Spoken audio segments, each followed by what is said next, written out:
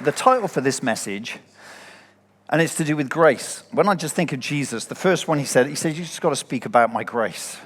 Speak about my grace. And I said, oh, that's really great, like amazing grace. He said, no, not that one. You know, because we all know the amazing grace, how sweet the sound, saved a wretch like. He said, no, not that one. I said, well, which one do you want me to do? He said, do the dangerous grace. And he said, I want you to speak about the dangerous grace.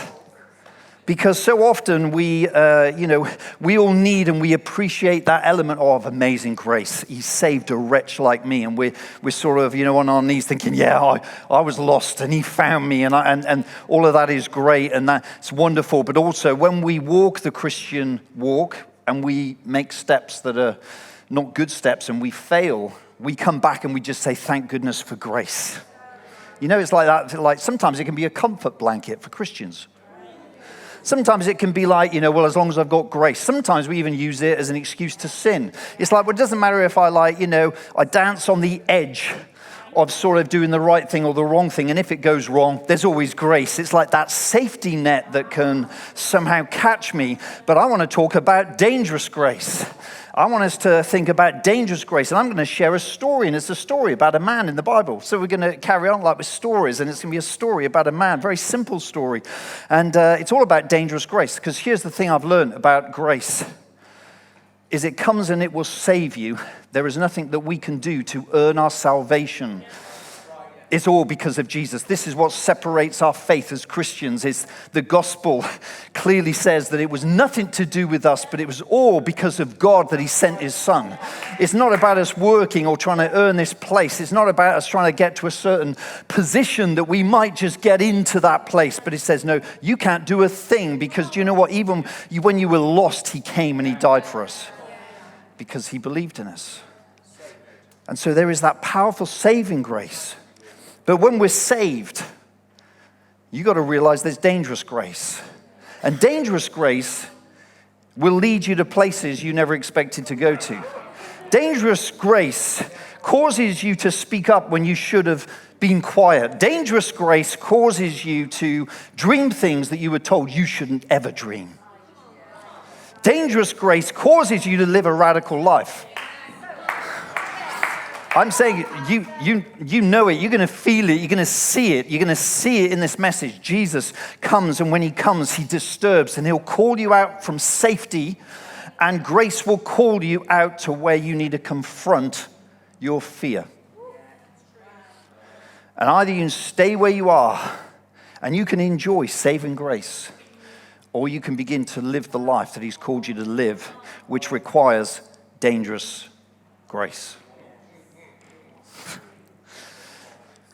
So let's have, we're going to have the scripture here, so let's have the first slide. Here we go. This is the story, Mark 1, 40 to 44, okay? So on one occasion, a leper came and threw himself down in front of Jesus, pleading for his healing, saying, you have the power to heal me right now, if only you really want to.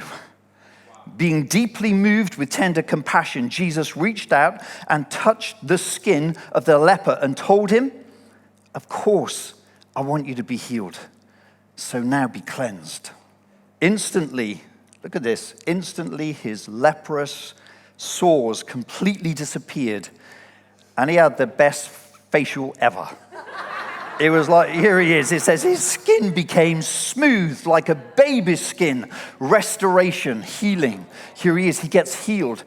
Jesus sent him away with a very stern warning saying, don't say anything to anyone about what just happened.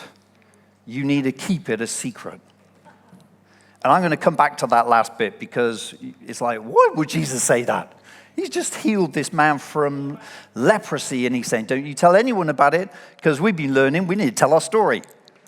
So there is something at the end we're going to come back to, but right now, let's just think about this man.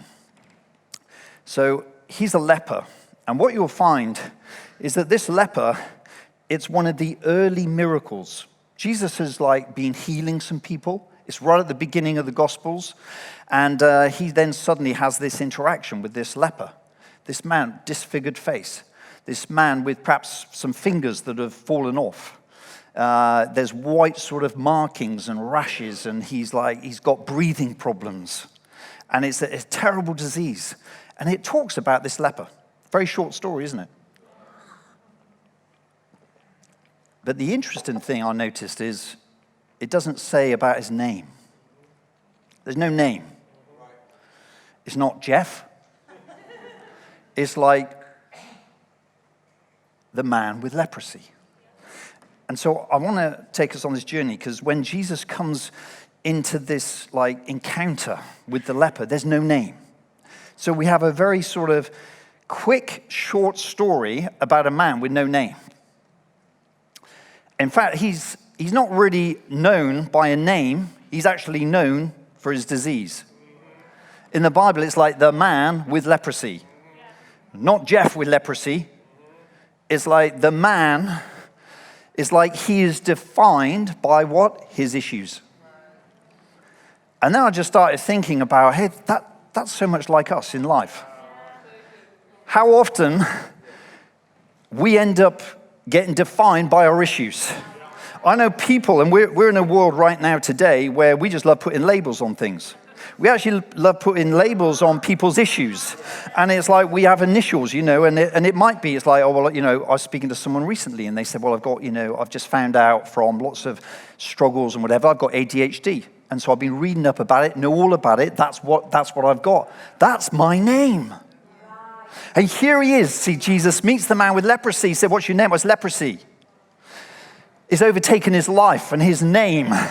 See, he's nameless. He's lost his name. In fact, he doesn't know who he really is. Our issues have a way of coming and saying, oh, this is you. There's a label upon you. There's a label upon you that says this is who you are. Maybe you'll go through life and different things happen to you and you become a victim. What happens? You might sort of move on. It might be years ago, but the issue becomes your identity. And even right now, I'm speaking to people who you're sat here and you have a name. But even when you think about yourself, you think about your issue. And maybe it's some names that people once called you. Maybe it's some defining of, well, you've always been a bit slow. You've always struggled sort of, intellectually. You've always, I know people. I grew up struggling with that around me where it was, where I ended up not really speaking because I thought, I've just got nothing to say. See, it became my identity. And when I was in a room, I felt intimidated because I thought, don't anyone ask me a question. I went through up till 16 years old, avoiding questions in school. It was my worst nightmare. If any teacher said, Gary, tell me what is the answer to this, it would be like, swallow me up, I'm over, I'm finished, it's done. And I lived my life like that. And it became an issue, my lack of confidence. And it was like that surrounded me. Yet Jesus was coming to me to say, oh, that's not your name. Sometimes we can have, people who struggle with mental health issues. Church, let's talk about it. Mental health issues where they can be the things that define who we are. And our issue almost like overshadows our identity. Maybe mistakes that we have made, maybe bankruptcy. It's amazing how you can be years ahead, but it's like that failure as a husband.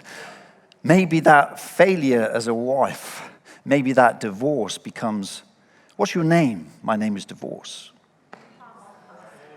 And people living in the past of an issue. But this is the real interesting thing that I absolutely love, is when Jesus came, he wasn't coming to the man with leprosy saying, I'm the one that will fix it for you.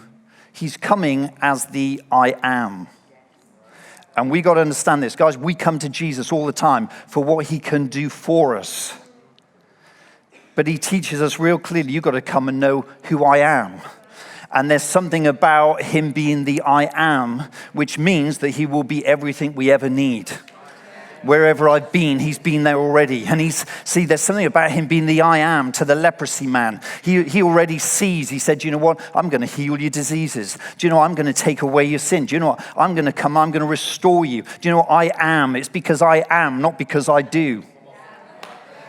And when you discover who he is, you see, because I know many people that come and Jesus does something for them, Years down the road, they've almost like, well, he did that once for me. But when you start walking with him, dangerous grace means that you discover who the I am is, and the I am is a lion. The I am is a lion. And when you begin to see that he's not a lamb, that was just a role that he took on. If he's the lion, lions take you to dangerous places. He comes to confront. He comes to speak. See, someone who has leprosy, going back then, there were like laws, real strict religious laws. And these religious laws were, if you've got leprosy, and the priest said, yeah, you've got leprosy, you've got to, this is what you've got to do. You can't go around nicely. You've got to wear torn clothes. You've got to dress almost like a beggar, right? You've got to it's like, oh, who's that? You've got to cover the bottom half of your face. You can see where you're going, but you can't ever show your mouth or who you really are. Because leprosy, you see, has come and robbed the name and the identity of the man. And this is exactly what the devil wants to do to every one of you. He wants to rob your identity. That's why as we grow up and as we try and discover who we are, and we're in a world right now where identity is being like stolen, because what he's doing, he said, no, that's your issue and your issue and that's your issue. Instead, Jesus is coming and saying, no, I am for you. I am for you. And so here he is, he's wearing these torn clothes, he's got the covered up face. It also says that he's not to take care of his hair, so his hair is matted. And then this is like the easy part. The hard part is that you have to be quarantined. You're going to live your life, you are not permitted to get close to healthy people.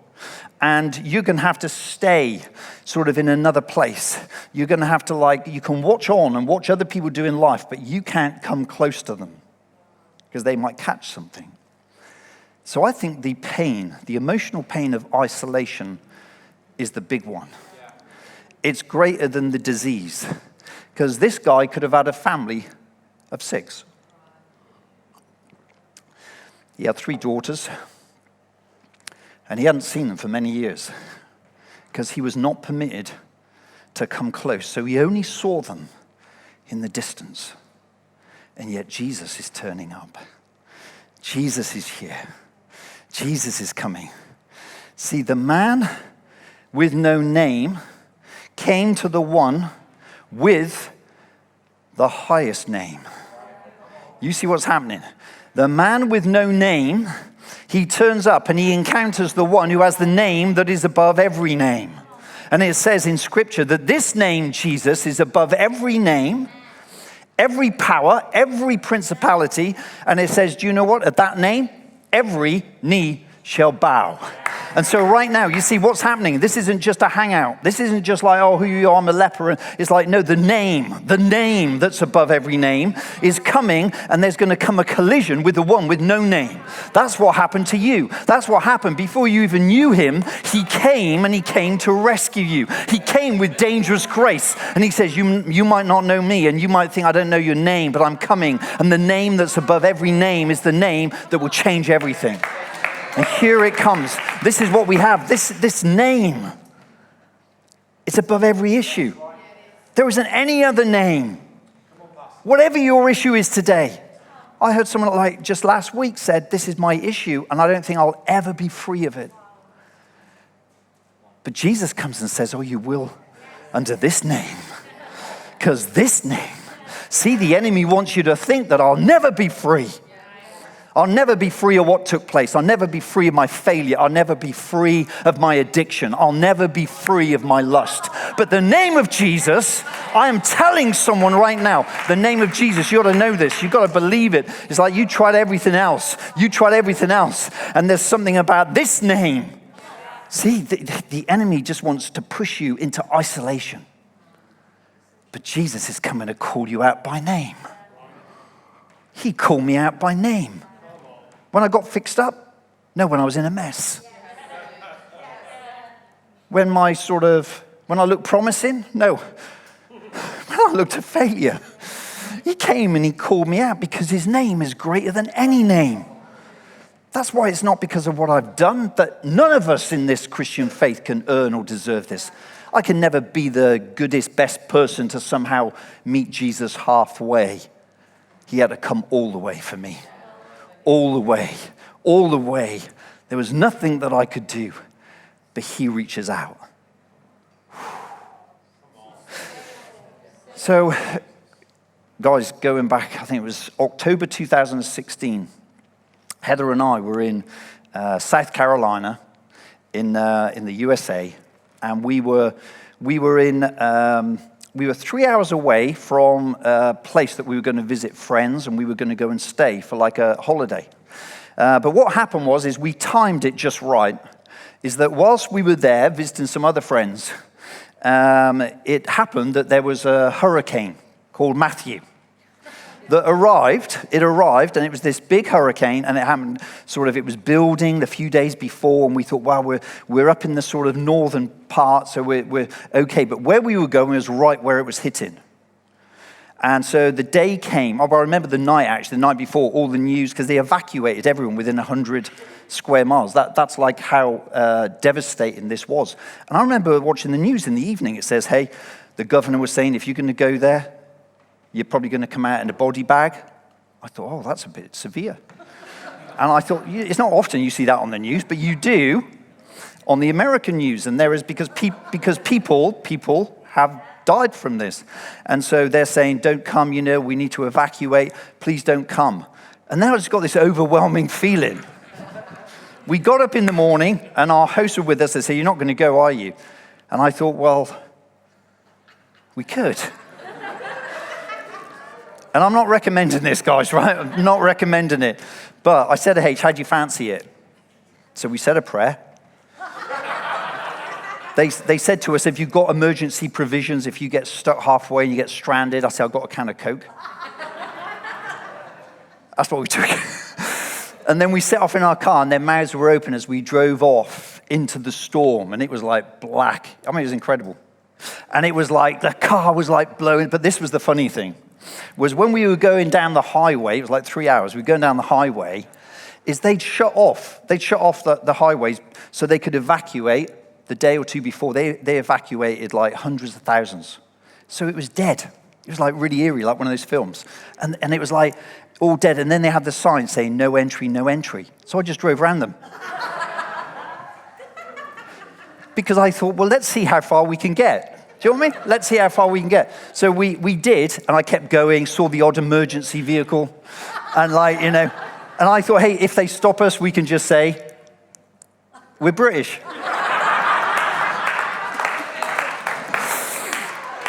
So driving away, and then we hit some storms, and like I said, the car was going from one lane to the other because of the wind.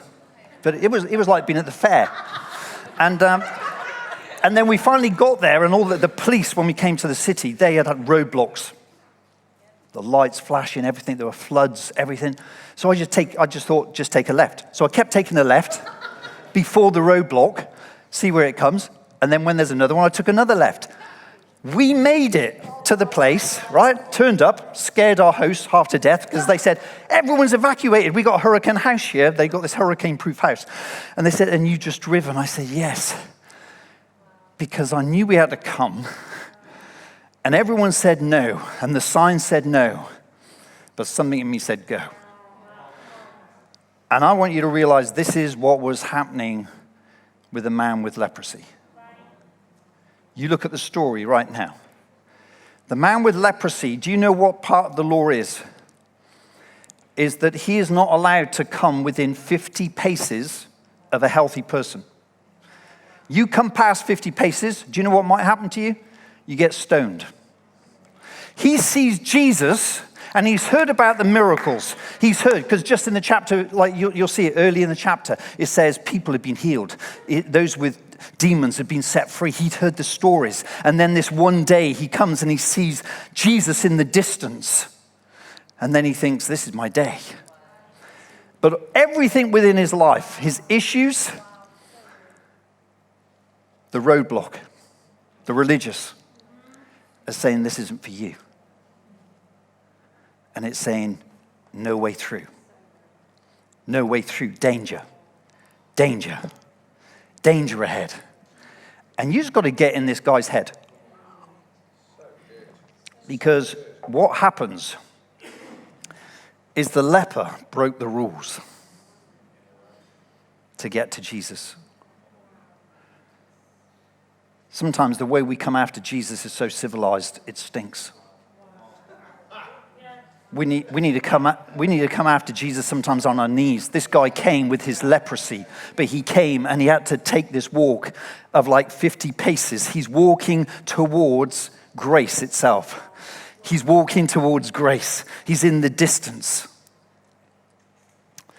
This isn't even 50 paces, but I just want to show you something. There is something for every one of us that creates screens, right? It's like we create barriers. We create the no way in or no way through. And what we do is we create screens. And I want to use this. I know this is a drum booth. Bear with me. Just use your imagination. I want to use this screen here because this is what was happening. Even the leper he could actually be around church, but he had to sit behind a screen. He couldn't actually come into church. He had to sit behind a screen, and he could only listen behind the screen. So he knew what it was to be behind a screen.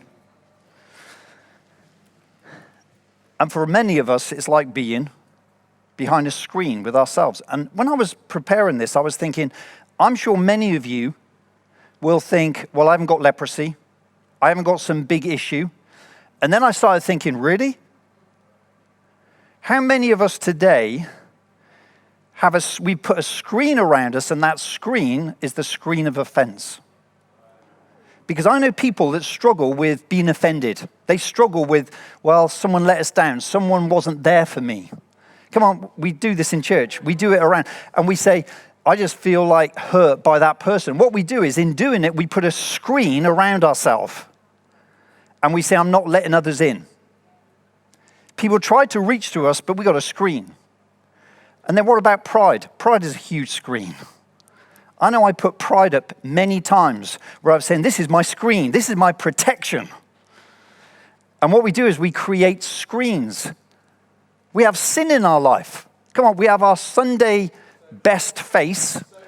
And then sometimes what some of us are doing on Monday and Friday night is very different to our Sunday best face. And what we do is we come in on our Sunday and we put up our screen. And our screen is, hello everyone. This is Good Christian Gary here.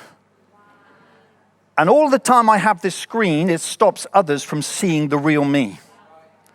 But it also stops me seeing the real God, the real Jesus, the real Jesus.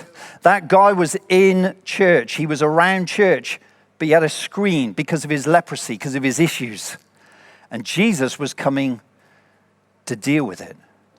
So there's one thing I've got to do with all this. See, for many of us, we put up screens around us. I'm sure there's some people perhaps have come into church today because you got invited, or maybe you've been coming for many years, but you've got your issues intact. And you come in with your screen and you won't let anyone in. And as long as you keep going, you will miss out on the best that God has. You're 50 paces from grace. You're 50 paces from the one that can actually bring freedom, because you're saying, I'm going to be stubborn and I'm going to sit behind here. I need to protect myself. My issues have become who I am, and this is my screen. But that one day, this man discovered something, the leper. He discovered the power of willingness. The power of willingness to get out from the screen. And you can imagine he's getting out from the screen. And when he comes out, do you know what? Out of those 50 places, those steps to Jesus, the first one was the hardest. He crossed the line. There's a line that God wants you to cross today. There's a line that he wants you to cross. See, this is dangerous grace. This is dangerous grace. He's taken the first, it was the hardest. It's like, am I worthy? Am I like, will he heal me? He's saying, if you want to heal me, you could. But Jesus is saying, hey, of course I want to. Of course I want to move. And it's the first step that he takes. He comes out from behind the screen. He comes out from behind the issues. See, you've got to step out from your issues. See, so many people hide behind their hair, behind their cap, Hiding, it's their screens. Sometimes it's that phone that we've got. We're hiding behind the screen. We're hiding behind. Our identity is wrapped up in what we're doing rather than who we are. And Jesus calls us out. And so he takes the first step and he travels. He starts traveling. He starts stepping down and coming towards Jesus. And as he gets to about step 40, he's thinking, oh, this is harder than I thought. Following Jesus is harder than you think. Following Jesus is hard. Sometimes it's a journey where you step out, and maybe some of us stepped out, but we sort of almost wanted to go back. But he steps out and he's here, and it's like step 40, got a long way, don't know if I can do it. And then he suddenly remembers his daughters. And he thinks, there's my daughters. It's all wrapped up in grace. Here it is. Here it is. I'm going to be able to hug them again. I'm going to be able to be with them again. This means everything. And it gives him the courage to continue walking. As he continues walking towards Jesus, he sees him. People are looking. And he gets about halfway, about step 25. And he's now thinking, wow, that's taken so much effort. In fact, this guy is sick. He's breathing. He needs someone to help him. He's struggling. He's thinking, can I even make it? Do I have the strength to make it? And then he looks back and he thinks, it's the same going back as it is going forward. I'm on the way. And so he takes another step and he keeps moving and he keeps moving. And then when he's down to this place of about 10 steps, he's so close to Jesus and he's so close to him. And then fear overwhelms his life because people have crowded around him and they're staring at him and they're pointing. They've even got some stones in their hands. How dare you? And he thinks, no, I need to push past the fear. So he pushes past and he comes right up to Jesus. 3, 2, 1. He's here. He's looking in the face of grace. Jesus is looking back at the covered man. People are watching. Everyone's religion wants to finish the day. But Jesus just has come to begin the day. And here he is. He's here right now. Now, this is the interesting thing. It wasn't the 50th step that he got healed in. It was the 51st. It says he throws himself down before Jesus and pleads with him, will you heal me? If you are willing, Jesus, will you heal me? That's what I actually say. If you're willing, will you heal me? And there is this power of willingness that drew him. Guys, we need some staying power. Guys, we need some willing power. We need some power to send us through. You might get distracted halfway, but you got to push through. And if this is a message for you today and you're halfway in, am I going to go back or am I going to go forward? Can I overcome the issues? And I'm here to encourage you and say you got to come to Jesus, but it's not enough just to come this far. You need to get and surrender. It was surrender that made the difference. Because do you know why I know that? Is you can come and stand in church all you want. You can stand and be around Jesus all you want. In fact, there was a lot of people stood around Jesus at that point. But it's the one who throws himself down and says, do you know what? I need you. I'm surrendered.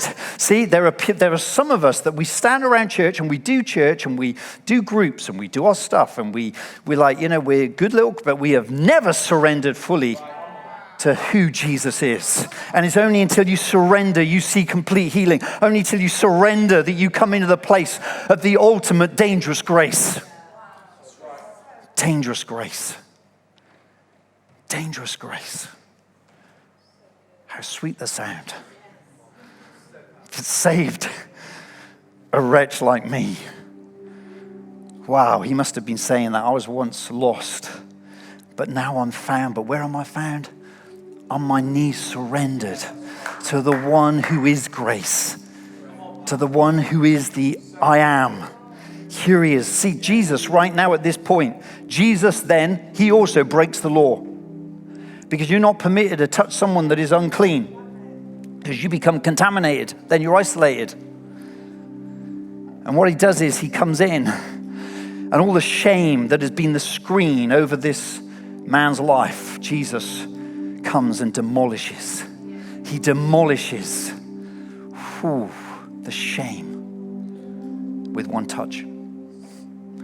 because he's coming, he's breaking the law. And it says Jesus reaches out and he says, of course I'm willing. When you put your willingness into the hands of God, who is willing more than you could ever imagine, there is something that powerful happens. And so, but it's a two-part deal. You've got to come to Jesus. You've got to come and surrender. But he is there and he says, of course I'm willing to set you free. And here he is. He touches him. He breaks the law again. He comes against the religious format again. He says, because see, they all thought, well, if the unclean is touched by the clean becomes unclean. But when the spotless lamb clean, when the one that is worthy clean touches the unclean becomes clean. He turns things all around.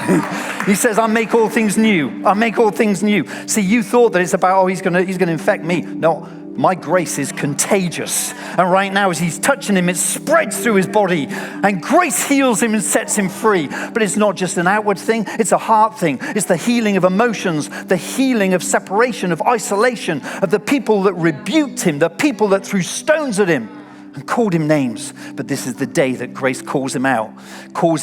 He says, come on, let's deal with the offense. Let's deal with the anger. Let's deal with all that stuff of rejection today. I am everything. It's about me just doing something. I am everything for you. Everything you're ever going to need. See, we hear of Jesus saying, I'm the bread of life. I'm the light of the world.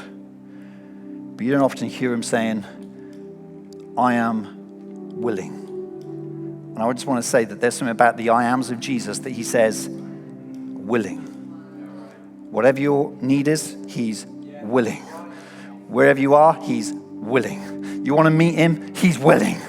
He's there waiting. He's here ready. It says also that Jesus was filled with tender compassion.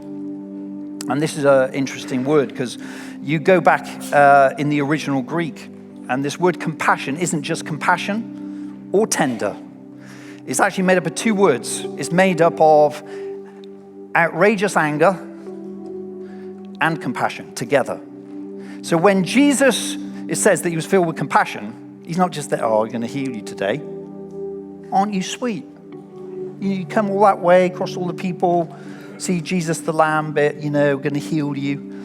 It says he is filled, right, with this indignant anger, not to the man, to the disease, the loneliness, the pain, the numbness that man felt. He's coming and he's saying, everything within me is rising up as the one who brings grace and tied with compassion, because he's moved by compassion, but he comes as the chain breaker. He comes as the one who breaks the chains. He's coming, you see, as this indignant, outrageous anger against what the enemy wanted to rob and steal from you. And even today, no matter what you've been through, it's not like he didn't see it. He didn't know. He's waiting for you. He's waiting for you to come to him, to surrender to him today. He's waiting because of this grace. And do you know what? He's not just there, I'll take it or leave it. He is filled with compassion. He loves you. And he is mad about what the enemy did in your life. And the righteous anger of God is at work right now. And he's coming. I'm going to move for you. The Lion, Jesus. He tells him, don't tell anyone. Keep it quiet. Now, why did he say that? It says actually after that, the man went out and couldn't help it. He just told everyone. He wanted to tell his story. And he couldn't. See, when Jesus does that, you can't keep it quiet. You shouldn't be able to keep it quiet. And here it is. He tells everyone and everyone finds out. And it says, do you know what? That Jesus could not. This is the reason why. It says Jesus could not continue going to other villages to spread the news because his fame went before him. And they were so overwhelmed that he had to retreat to an isolated place on a mountain. Because the people, he was saying, I already see those people. And I'm coming after them in the villages. So he said, don't tell anyone. Give me a chance to get there first. Because the heart of Jesus is to come to you, to come to reach you.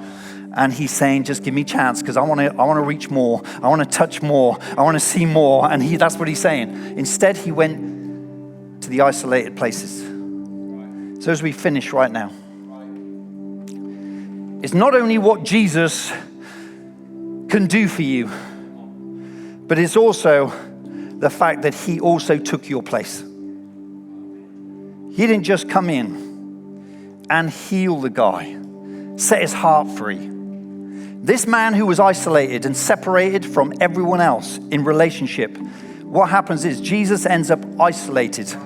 He's showing the picture that I will carry your sin, I will carry your rubbish, I'll carry your disease. And he picks it all up from this leper. He picks it up and he starts walking to the mountains because he can't go anywhere else. And he's there preparing to go to the cross, because the cross is the place that answers it all. He's the one who became isolated for us. He was the one that took on the sin of the world for you and for me. He took the sin of the entire world upon his shoulders. He was spat on and cursed for you. He did it for you. He took it. He became isolated and shut off from the Father. He took your place. He took your sin. He took your disease. And he gave you your potential. He gave you the gift of living for him, the gift of life. The name that's above every name came and dealt with it. See, I'm not only healed of my issue. As I stand here before you today, it's not just about what Jesus did for me and healed my issue. He also took my place, that I would never have to be isolated ever again. That I can stand in the presence of God and know boldly that he's accepted me as a son. And he's done it for you. He's done it for every one of you, but you got to come out from behind the screen. You got to come out from behind the screen. You got to come out from that like self-protection. Your identity is like, you got to come out from that. Well, I've come from a broken family and it's always going to be the mark on me. You need to step out and use the power of willingness to come out from the screen. When anyone gets close to you, it's like, hey, perhaps it's time to move on to another church. When you have confrontation, you move on because you can't deal with insecurity. And he says it's time to deal with the issue, because just coming and standing around Jesus isn't enough. It's surrender that counts. It's surrender that makes the difference. This name that is above every name, every issue comes under this name. Every issue, whatever you've been labeled with, whatever you label yourself with, he's over all. He defeated the enemy. He went to the cross and paid the price. And then he defeated death so that we can live forever. That's the gospel. That is our message. That's our story. That's the story of this man. Don't just travel to Jesus. Surrender to him. And I know right now as I finish that that's my question for everyone in every location, wherever you are. I want to ask you, where's your position? Where's your place? I believe I'm speaking to some people who have never surrendered to Jesus.